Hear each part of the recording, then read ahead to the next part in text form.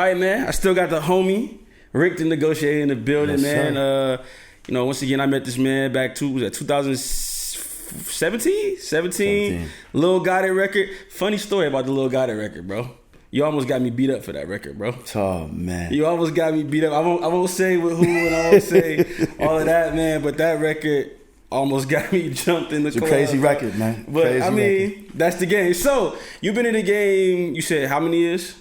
Now, 20. 20, so 2 decades. So, for somebody new that wants to hop into this industry, let's say a 16-year-old who may catch this interview, like what would be like that initial advice you would give them for jumping in the game, especially with the game being so different, right? So the game is very, I guess you could say internet-based, but I do still think there's value in, face-to-face interaction. Absolutely. So what would be some basic knowledge you would give to that 16-year-old aspiring to be where you are? The first thing I would tell him is understand that you have to, what you put in is what you get out. Okay. You have to work. You have to be resourceful. Understand, take time to learn the business. Okay. A lot of people jump in, whether they record or they get an artist, got a manager, and they don't know what the heck they're doing. Right. Take your time to learn the business. Get yourself a lawyer. Make sure you have a good team around you. I can't stress those things enough. I can't. So what are some of the pitfalls you ran into in those early days? Man, but speaking along the same lines, when I first jumped out on my own with Ron Browse, and you have a record like a Pop Champagne and a record that moves the way it moves, there's a lot that comes at you, a whole lot. And I had to deal with everything by myself. Okay.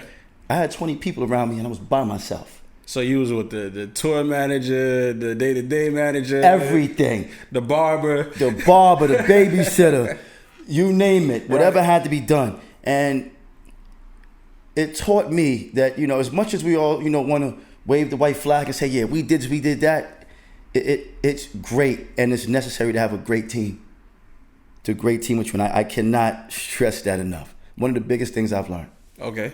So how did you mentioned Self and the other couple heavy hitters and Will, and I met all these guys, through you or whatever. Like, how did you guys, link up and meet, and how do you establish yourself with those type of people? Because all of you guys are, I would say they're more like publicly known, but I think everybody knows you behind the scenes, right? Mm-hmm. It's never a time when I'm out with y'all and somebody don't come say what up, and you be like, oh, that's such and such. But then they're like the celebrity. So how did you guys cross paths and link up?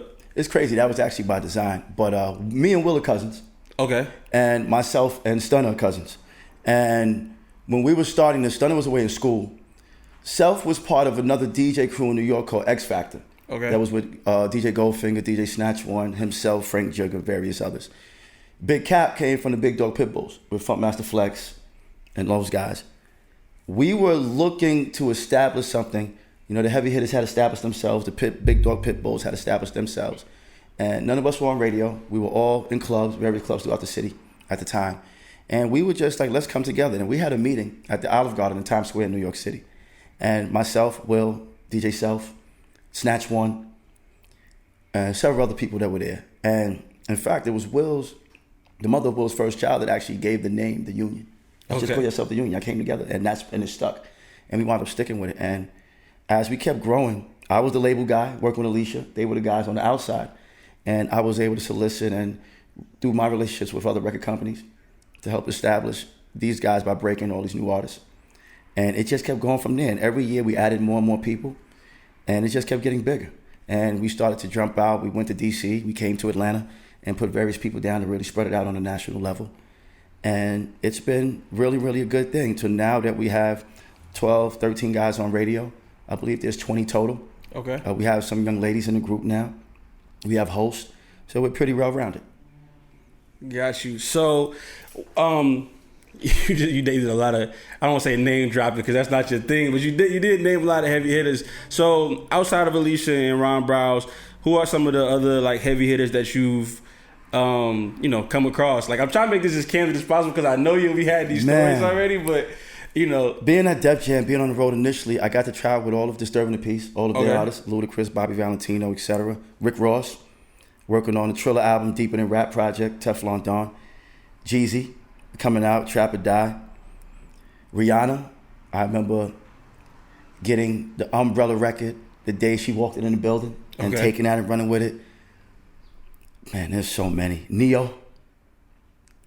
And most of these guys, Fabulous. Most of these guys I really traveled on the road with extensively. Got to build relationships with them and really see how they all get to operate, you know? And man, it was a blast. Learned a whole lot. So, what are there any new school cats that you rock with heavy that you are like, you know, very intertwined? Because everybody you just named, they all have, I would say, careers. Versus nowadays, I feel like it's kind of like part-time job for some of these people because it's very fly by night. They're popping today. 6 months It's from like now, a microwave business almost, where it's like you heat a record up, it's here, then it's gone in 3 weeks. And unless you work it, they can stretch it with content and everything else to supplement. Facts. Most recently with Swift representing Durham, North Carolina, Q Money representing Cleveland, Ohio, Okay. Dime a Dozen representing Brooklyn, New York. Those will be some of the newer up and coming guys that I've worked with within the last 2-3 years. So you just mentioned Q Money, man. How do you does it piss you off when you get an artist and they have such a dynamic record and such a big breakthrough record, and then personal life kicks in? Like how do you deal with that? Because his personal situation is very, very drastic. But just in general, like how would you go about telling somebody how to deal with that personal and that business side of things? Every situation is different, and the people involved in the situations are different. And in that particular situation, because of the personal relationship that myself and Q developed, it's almost like a big brother, little brother, father, son type relationship. So, you hurt. You think about him. You think about his family. You think about how hard we worked. You think about what I may have been able to do different. Even though it's probably nothing I could have done. But, you just think about so many different things because you hate to see someone put that much work in for their dream, realize the dream, and then it's all gone. One of the hardest things that I've had to deal with in my career, bar none. Okay. So we're gonna take another. I know it just got real heavy for a second, so we're gonna take another quick break, man. So Silly Fitted, Ill Donuts Radio, Rick the Negotiator, man. We'll be right back.